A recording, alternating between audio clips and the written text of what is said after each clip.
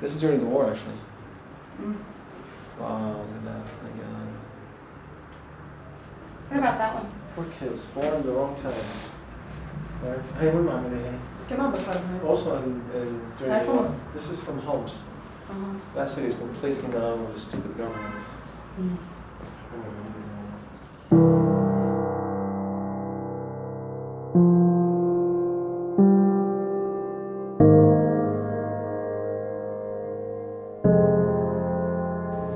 The way I got in touch with Assad, because during medical school I knew him actually. We're in the same class. And no doubt, I mean, again, Assad has been tried since 2000, right? Till 2011. So he had 11 years to show that he's really genuine about changing things. Obviously, not much change.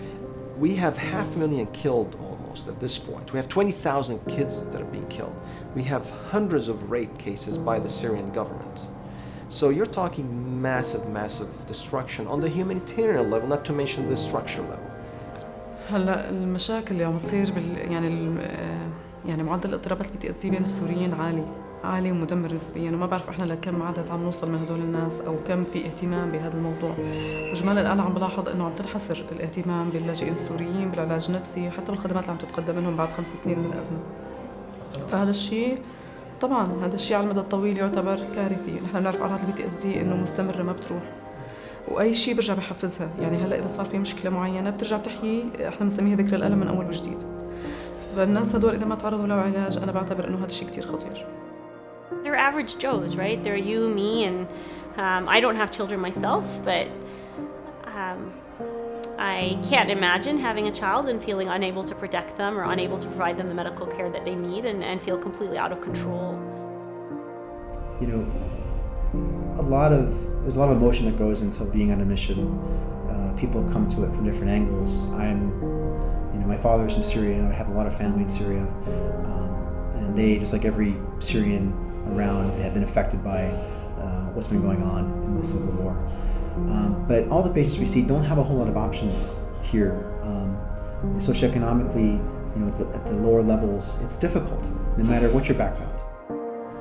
One image that stayed in my head, actually, and stays in my head until now, and I have that picture on my Facebook, is a girl that I saw at the Al-Zatari camp last March. So I went to visit her in her own, whatever she's living in, right? That's barrack, whatever she's living in that.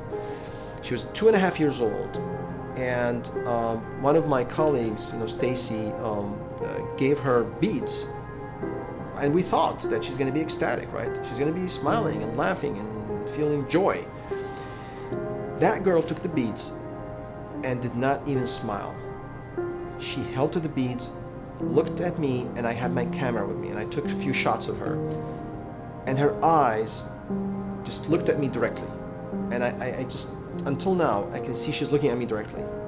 And that face had so much in it. And this is a 2.5-year-old kid that should not have so much seriousness in her face, should be able to smile, should be able to have joy when she had these beads in her hand. She did not. She could not even feel joy.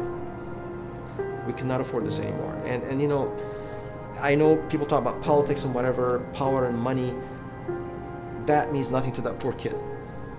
She needs our hearts, she needs our compassion, she needs our love.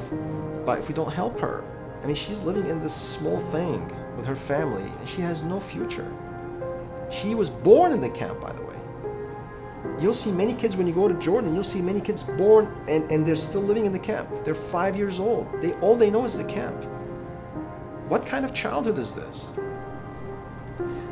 That's not acceptable. That should never happen. We need to do something about this, and we cannot afford this.